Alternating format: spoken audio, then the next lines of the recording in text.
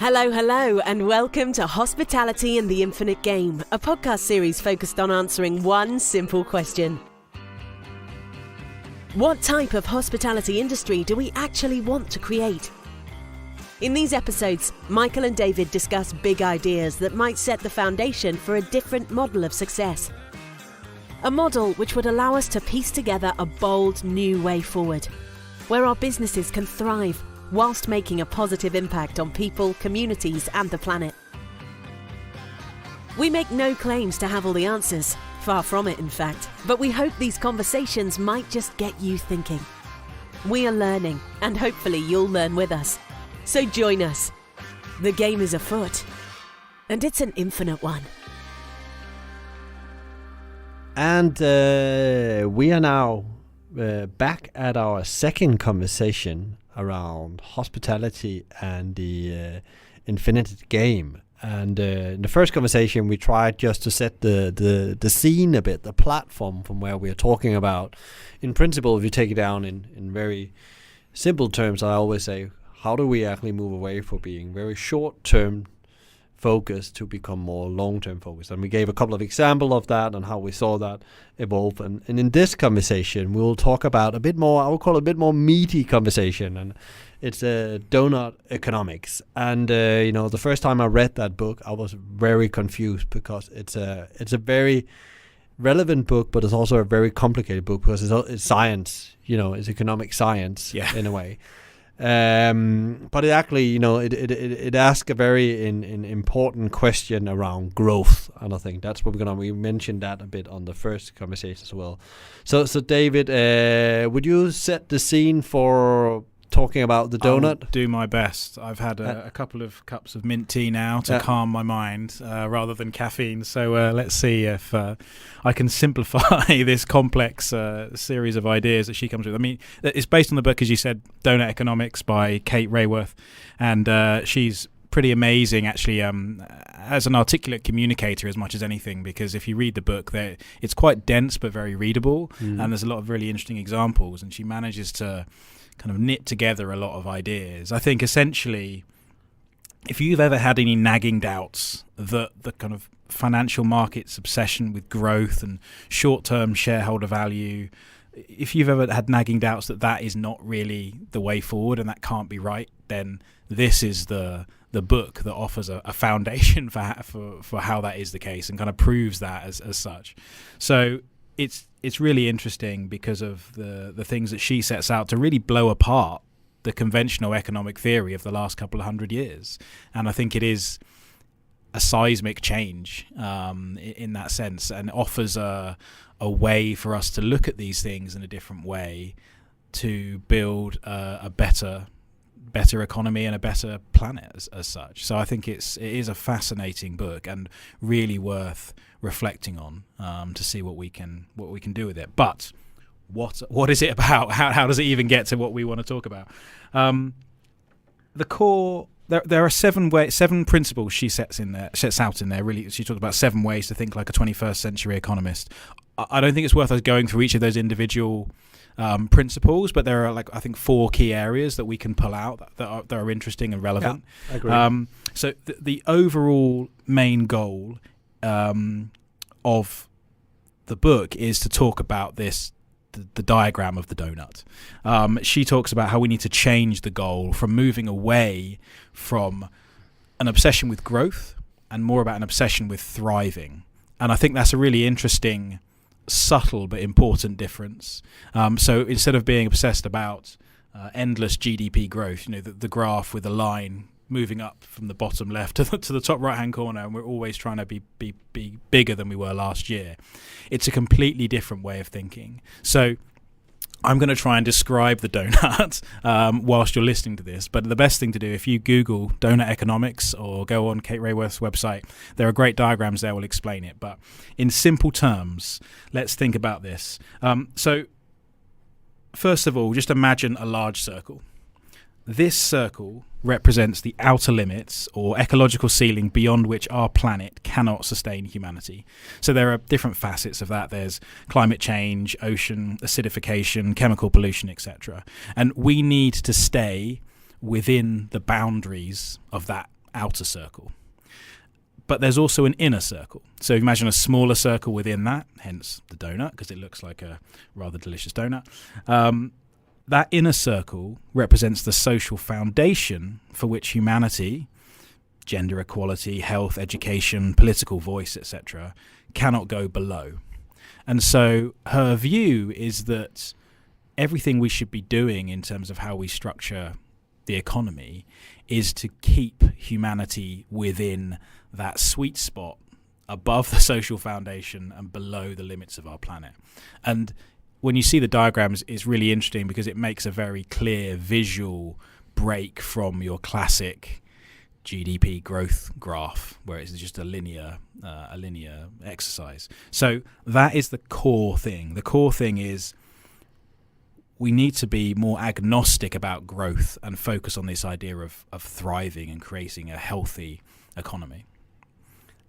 Yeah, and I think I would like to add in there, and I think that if you can also to get there's a very fast version of this book, go on TED Talks and Google, and you will see Kate talk about this in very simple terms, and she starts out with that. She says that there's a problem we created by the linear growth is that we simplified economics. Yes, it was all about GDP growth. It was all about Freeman's thinking around is the shareholders always have to win, and these ideas we bought into, and actually we just overdone it, and in a way had a massive impact on climate and so on and so on. It all comes from this obsession with growth. Yeah. And she said so the old books in a way are not working, but he also said this is my version of it, and there's probably other versions, but we need to see things in a more complex matter in a way. And I think exactly. Yeah, it is very much a response, isn't it, to the oversimplification. And it when you come back to hospitality, what does that mean? You start to see things through a different lens. So when you see Gordon Ramsay coming out and say he's going to create $1 billion restaurant empire and how he's going to do that over the next few years, my immediate question is why? Why is that? Surely that's just business as usual, old thinking. What is the purpose of doing that? That could be a great thing to do, but the goal to grow is surely at best should be neutral. That isn't the goal. How is that thriving? How is that making things better? As we said in the last episode, we don't need more restaurants in the world. We need better restaurants. So how are you going to do that? How are you going to achieve it? So that really is the core overall message of Doughnut Economics, is to change the idea that we must pursue growth at all costs. I mean, you must know. I mean, you speak to CEOs all the time in hospitality businesses. A hospitality business, when a CEO comes in, normally their number one thing they're measured on is, are they growing the business, right? Mm. Would you agree? And that's interesting, because that's been the role definition for years. How many sites can you open? How fast can you do that? Yeah. And there's been some, incredible people that has delivered some incredible growth, but again, you could ask the question: was that healthy growth in a way? Was that the right thing to happen? And my belief is that if you take the Doughnut economy for CEOs, which I'm quite interested in, the role's gonna be, as they in principle always should have been. It's about setting that purpose and direction for the business and tell those stories so people can get inspired to join them as customers and employees. Yeah. Then they need to set the right team, get the right people on the bus and the wrong people off the bus, build culture, and that's their three roles. And there's nothing within their growth. Growth comes as you pursue your purpose. Yeah. I think that's the interesting thing if you look at this again from a CEO. Again, as we talked about in the last episode, how can I contribute to this complex matter of social responsibility, environmentally responsibility, economical responsibility, which is there right real, now and here. And of course, the sector is struggling, and you're thinking about how you keep your business alive, and that's very important because that's the cards you're dealt right now. Yeah. But again, how do you actually contribute more than that in the future? Yeah. It's a bit like I call the donut model a bit like sometimes I call it to help people. It's a bit like from coaching. You have your wheel of life, and you have those areas that needs to be in balance, and that comes again into the donut model and the principles behind it. These things need to be in balance. They are not perfect, and you're not going to get everything perfect. But the more we work to get these things in balance, better it will be, and more fair it will be for everyone. Absolutely. And I say that idea when she talks about thriving versus growth, I think is really interesting, because I think growth can be part of that. I mean, if you imagine, I don't know, a tree. Let's take nature as an example, because nature knows a lot more than us humans do.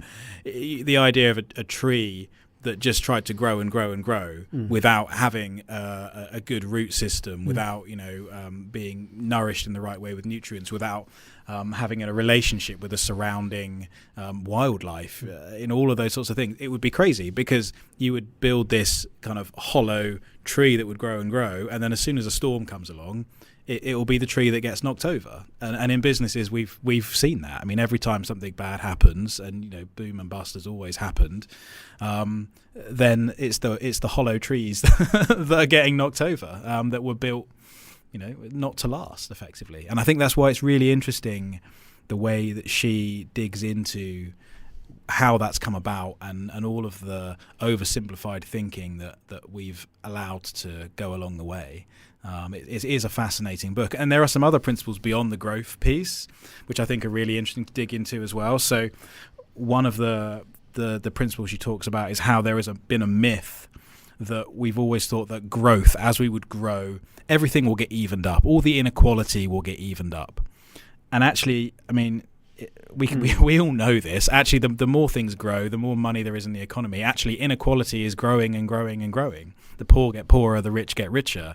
That is the way it goes. And actually, that just isn't the case. We need to make sure we build our businesses with a duty to be aware of evening up that inequality, which points us to really interesting businesses, maybe more on the social enterprise side. So you've got people like Change Please Coffee and Social Bite, and you've got the Clink trying to take that inequality as part of their purpose and growing that as part of their mission.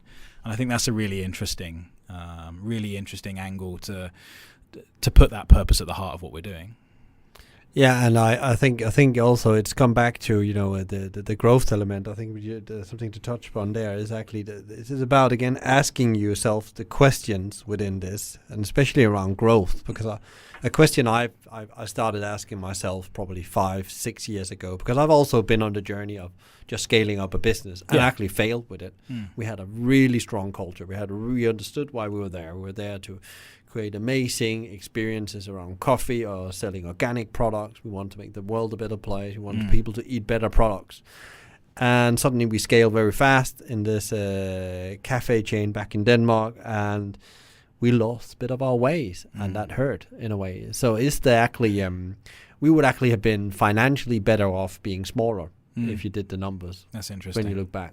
So the question is there actually an a limit to how big your business can become? Is the limitation, could it be, you as an individual, or is there actually a purpose about being 50 or 20?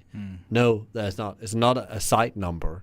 It's actually, how can you actually sustain and have balance? Yeah. That's the success. And then you can grow within that. If you think about Danny Meyer's empire, how slowly that built. Shake Shack didn't come up overnight, you know. It started as a community project in New York, and in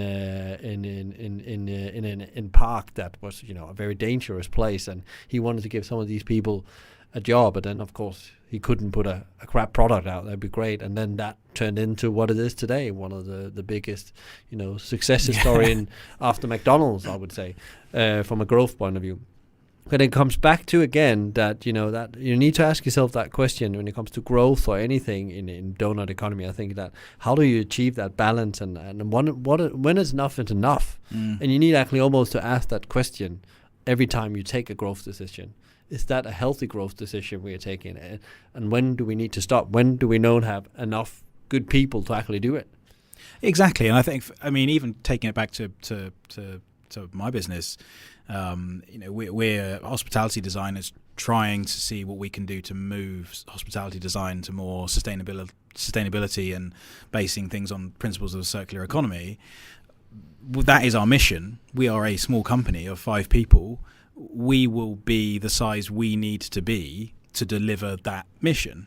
And that may mean we need to grow in the future or not. But I think the guiding principle is, what do we need to do to deliver the mission? And I think rather than, well, we should be a studio of 30 people because that would be a good design studio size. Well, that's completely arbitrary. Why would you, how can you pursue such a hollow goal? There's nothing driving you towards doing that. And I think that's an interesting thing you touch on there, is about how you drive that growth and make the decisions around that growth for the right reason. Because as we said before, growth isn't bad.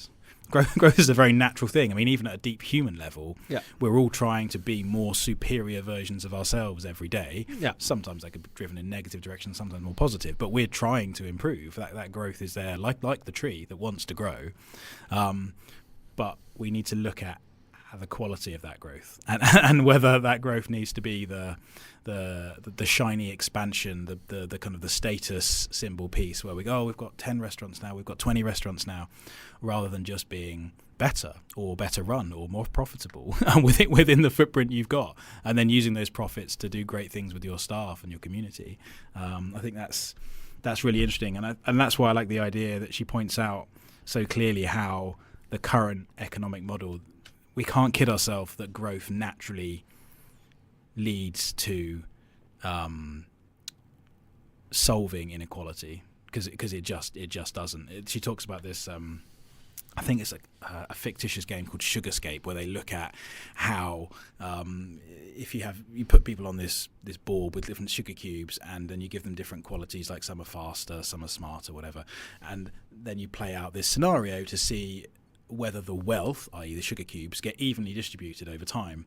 And what you find is, no matter what you do, actually the sugar cubes all coalesce towards different people based broadly on where they started on the board rather than their qualities. Yeah. And I think, that's why we have, a duty to look at that and be really honest about what that means. So it does lead you to think possibly about some businesses, like we said, like Change Please Coffee. I mean, you don't have to be a social enterprise at that end to do it, but we just can't ignore the fact that we need to look at, where do you get employees from? How do you choose them? How do you screen them?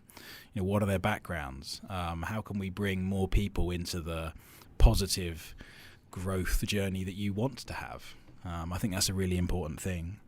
I guess that the other thing she talks about, the next principle, which is interesting again, is talking about how we need to create to regenerate. And this ties into the sustainability and the planet, and she touches on circular economy in there. But she effectively tries to dispel the myth that growth will clean it up again. Again, there's been this economic idea that as we grow and grow and grow, and the more developed a country becomes, then we'll start to clear up the mess we made as we were going along. And there's, as she goes through the details, I won't go through the examples here, but she just points out how that just hasn't happened. There's no evidence that we're actually doing it. And you can take a look at any David Attenborough documentary at the moment, and you can see that there's enough evidence that just isn't happening. So similarly to inequality, we need to be aware of how we create our businesses in the context of the planet, and making sure we don't overstretch the planetary boundaries that are the outer circle of that piece of that donut. Yeah, and I think there's something else that's very interesting. Being a citizen, a human being, seeing the pandemic unfold, see how quickly vulnerable we are when nature plays back at us. Mother Earth have given us a kick up in the backside right now, a warning, I would call it. I think this is just a warning. This is not even bad. It could be much worse, what could come in the future if we don't change perspective and behaviors as well, and mindset around it.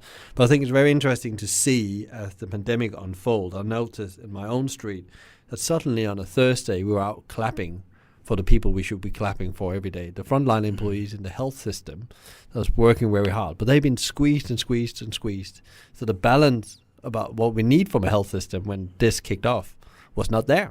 They were not ready, and they were they had death, crazy death, and you just think about how can a health system be deteriorated that much, because health must be the first thing we need to take care of, and then education as well, which is a different challenge. And I know I'm talking about things maybe that's a bit out of hand for hospitality to solve, but actually in a way, again, if we can create healthy businesses that generate healthy profit, we can impact that. I think you make an interesting point. It would be easy to stray into some just really macro conversations that are hard to relate to a hospitality business. But I think what we are trying to do with these podcasts here is ask some of these questions, bring in some foundational knowledge from other much more intelligent people than ourselves, and reflect on what that means. And Doughnut Economics is an interesting theory, and they are testing it out on city level in places like Amsterdam, and it's gaining a lot of traction. But it's complex and difficult because it involves deep level systemic change beyond most of which we can actually deal with on an individual person or organizational level. But I think for me, I read that and thought, this is right. I can see this taps into the concerns I've had about some aspects of capitalism and that kind of singular pursuit of growth for a long time, and articulates them in a way that I understand and encourages me to make sure we build our businesses in the right way. And I know Sweet Green was an example you gave as well, which I think would be interesting to run through. Yeah, so that's probably the most people in the industry have heard about this unicorn company in the US, which is they're on this mission of not just serving real food, as they call it, but they actually think about the impact on like a donut in a way. I think they probably also have thought about these things from the outset when they set out. They wanted to create a business that doesn't only took care of their people, but also the communities they were part of, and the planet in the end. And because the way they make people eat, in principle, are more plant-based, so therefore you have to touch on the planet. But they also not only trying to change eating behaviors, because they're a salad concept, so they sell salad as an outset, but they're also trying to go back in the supply chain and actually also get involved in schools and farmers and trying to find out how they can help them getting better. How do you actually get better food in schools, which is a big challenge, not only in the US, but also here in Europe. Having kids in the public school as well. It's something I really question if we have a job to do that, but that's another conversation. But what they do, they go back to the farmers, and they don't only say we want to buy your produce. They actually try to make the farms more efficient by actually handing down technology to them, actually pay them in advance so they can make sure that the 10 tons of carrots they have is actually gonna be sold at a price that's agreed. So they build these very close connections with schools, with farmers, health organization, because they understand whatever they do in a community waves out and have impact. And I think they think a lot. If they don't, I don't know if they use the donut, but I think the way when I look at them, they're very focused on that. And then you can say, well, is that good business? Well, they've just been evaluated at $1 billion. And they don't have problems raising money for this. No. And they're not in the game of selling this business. These founders has been there from day one, and they continue this journey of telling these stories and doing these amazing things.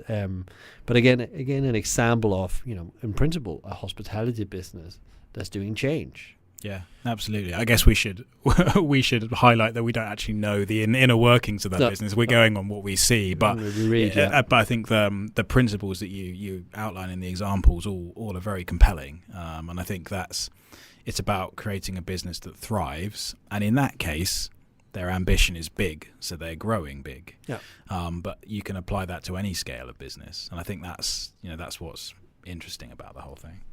Coming back to growth, one of the interesting thing I read one of their founders talked about. He said that we are now approaching 100 restaurants within our lifetime of 12 years. It's an absolutely amazing accomplishment, but is that big enough? When does it stop? And when does it get to the tipping point where we can't get culture and the impact we have on our communities go hand in hand with the growth? So they're very aware about that. So actually, I think the pandemic has set a pause on everyone. Yeah. But you could definitely, you could imagine them also asking now, what is our role in society when we go into the new paradigm, the new now, whatever you call it. And they're probably discussing that at board level instead about, they probably also talked about cash flow and all the things you need to talk about, because they say they are the tools to get to what they really want to do, is change the world. And they have massive ambitions about climate change and so on again. So they're one of the companies that has very big ambitions on this. Yeah, but I think I agree with you, David. There's some good principles in that business, even though we don't know it from the inside out. Yeah, absolutely. But there's definitely a history of behavior. Yeah, no, exactly. That kind of ties to that. So we've covered changing the goal. We've covered the myth that inequality will be eradicated through growth. We've covered the myth that the environment will be regenerated through growth, which I think, so that's 3. The last one that we looked at pulling out was how she takes apart the myth of rational economic man, which is what most economics has been built on for ages, that we're all these individual, selfish people that will make decisions to suit ourselves all the time, which just doesn't play out in society. We are individually irrational human beings. We are emotional, and we have these old reptilian instincts in there. In some ways, I always think we're mammals with the curse of rational thought. and if you build an economic theory on the rational side of things, then anyone who spends time with another human being or is in a relationship or has children knows that other people are not rational. We're all very irrational. And I think it's really important to think about that, because so often when people are planning for growth or sitting in a boardroom thinking about how they're going to grow their customer base or make their plans, we default to thinking about the rational. If we do this, then X will happen. If we do this, our customers will think Y. And so much of that is actually flawed thinking. And what I've become increasingly obsessed about is, how do we create design? So obviously I specialize in design, so that my mind always comes back to that area. But you could think about it in terms of a general hospitality business. How do we create design that responds to what we understand about behavioral economics and behavioral science? So there's some great books. Predictably Irrational by Dan Ariely is worth reading. Alchemy by Rory Sutherland, The Power of Ideas That Don't Make Sense, is a brilliant read with great examples. But the whole idea is to understand that we do things that have power beyond the logical, and that there's an idea of signaling in everything we do. Every single decision we make gives off a signal to people, and some of those won't be rational. So in Alchemy, Rory Sutherland gives an example of a coffee shop that's near where he lives, and the previous 2 operators have both failed. And another guy comes in, and he's driving past one day, and the guy's doing pretty well. He's been there 3 months, 6 months, trading pretty good. He drives past, and he's I wonder what he's doing different. He's asking himself, I don't understand what's changed here. And he notices that he's invested in some kind of expensive patio furniture, and it's all a bit heavy, and it's quite difficult. The guy has to take it in every night, and it's got barriers and umbrellas, and it looks really impressive, but it's clearly not convenient for him at all. And his take is that that's actually the point. Because as a customer, you walk past, and without really consciously thinking about it, you kind of feel that, oh, wow, he really cares about his furniture there and doing something beyond the basic, the functional. If he really cares about that, I bet his coffee's good. And I think that idea of signaling for me is really powerful, because you can start to understand that there are many logic-proof problems. There are hospitality businesses that do really well, and we didn't quite understand why. He goes through the whole story about why Red Bull should never been a successful idea, but it is, because it flips around many of the logical things that we think about. I'm always fascinated by the question, for example, why is there a queue outside Padella? What have Padella done special? Is it the product? Is it the location? Is it the signage? What is it that they've done? And I'm not sure of what the answer originally was, but I'm quite sure that the answer now is that there is a queue outside Padella because there was a queue outside Padella yesterday. Yeah. And I think it's actually in understanding some of those logic-proof problems that we can, as an industry, just make better, thriving businesses. So yeah, her whole point around rational economic man, and we need to understand the irrational emotions that we all have as humans, is a really interesting point for me.